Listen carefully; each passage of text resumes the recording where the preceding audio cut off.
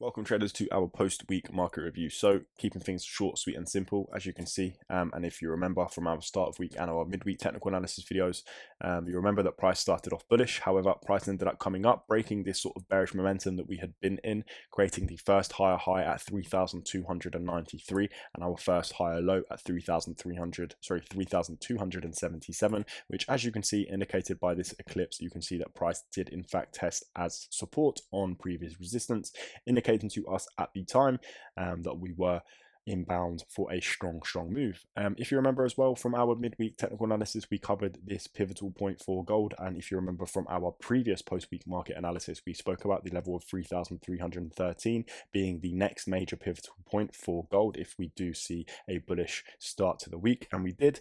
We saw price come to this level of 3,313, and if you remember from our midweek, we dissected, we went down to the lower time frames. I believe we went to our minute 15, and we established that price did in fact begin to jitter, if you will, at this level. However, price did successfully break through this level, giving us a break of structure of our next 3 points of interest, and then creating a high at around 3,355.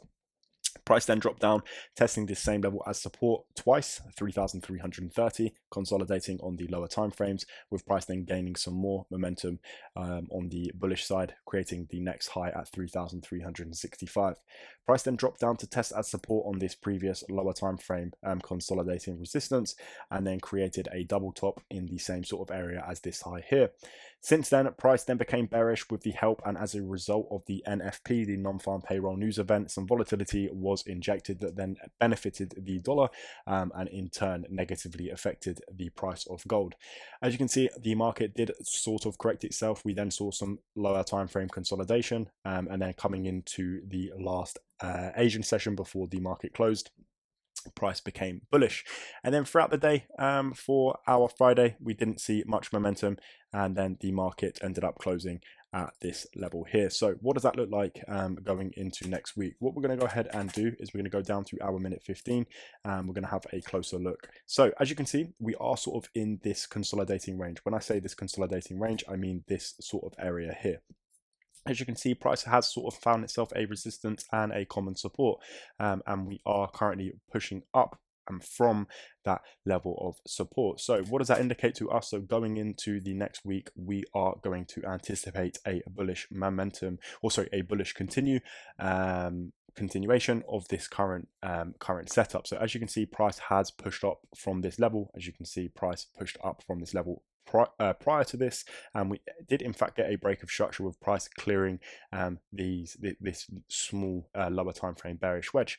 Price has then sort of finished here, and what we're going to be anticipating is for price to push into this level of 3,340, which will be the deciding factor or the deciding point of interest, the slash deciding level, to see if price is going to continue on up to that level of 3,400.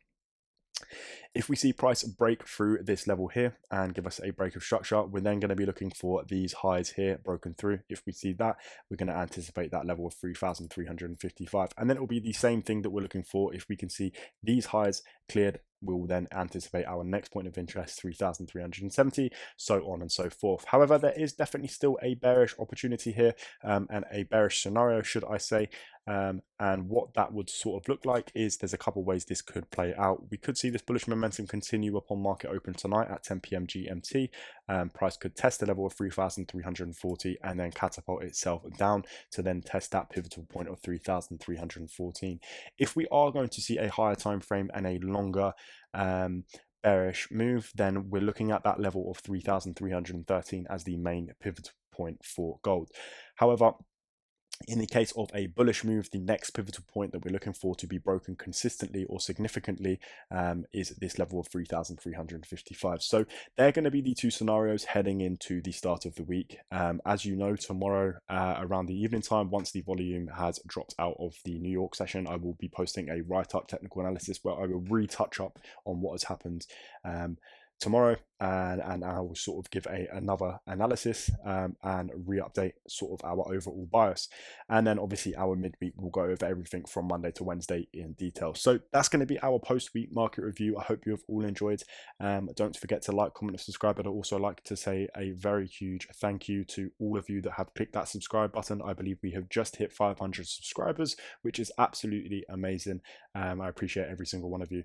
But yeah, if you are watching these videos and you aren't inside of our VIP channel, visit our website at goldsignals.io, and then you'll find a link to our bot or our public channel, in which you'll then find a way to contact us. You can contact our support via Telegram, and we will go ahead and sort you out and get you a subscription with us. So once again, that's going to be our post-week market review. I hope you have all enjoyed, and I will catch you in the next video.